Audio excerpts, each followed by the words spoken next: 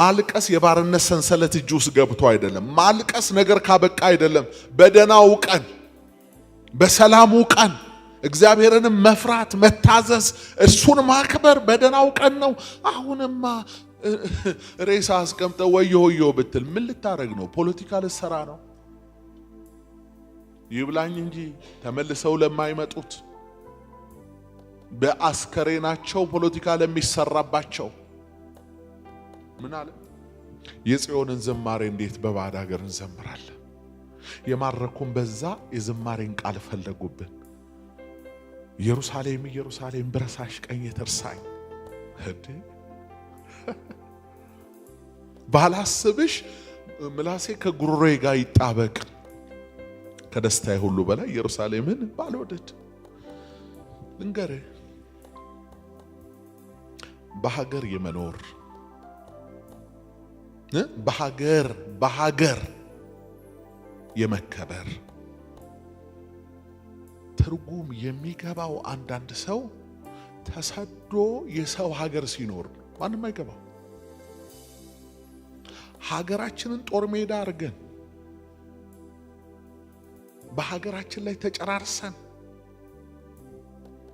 በቃ አልፈልግም ይችን ሀገር ብለን በቦሌም በእንትንም ወተን በባህር በየብስ ወተን ሌላ ሀገር ናፈቀኝ ኩበቱ ብትል ምን እያልክ ነው?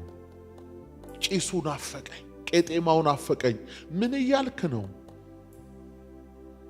ሳይረፍድ አይናችን እንድንከፍት የሀገር ክብር እንዲገባን የሰው ክብር እንዲገባን ሳይረፍድ በቃ እዛኮ እስኪ በእናንተ ምስጋና የኛና አማልክት አመስግኑ አሉ። መሰንቋችንም በ20 ዛፍ ላይ ሰቀለና 20 የሚባል አንድ ዛፍ አለ። እሱ ላይ ሰቀል ነው በቃ መሰንቆ የሚያሰቅል መንፈስ፣ በገና የሚያሰቅል መንፈስ፣ ከዛ ሙሾ ደግሞ ደረት የሚያስመታ የሚያስለቅስ መንፈስ አለ። የደስታ ሲዝኖችን የሚያሳጥር የሐዘንን ጊዜ ደግሞ የሚያራዝም መንፈስ አለ። እዚህም እኛ ሀገር አለ።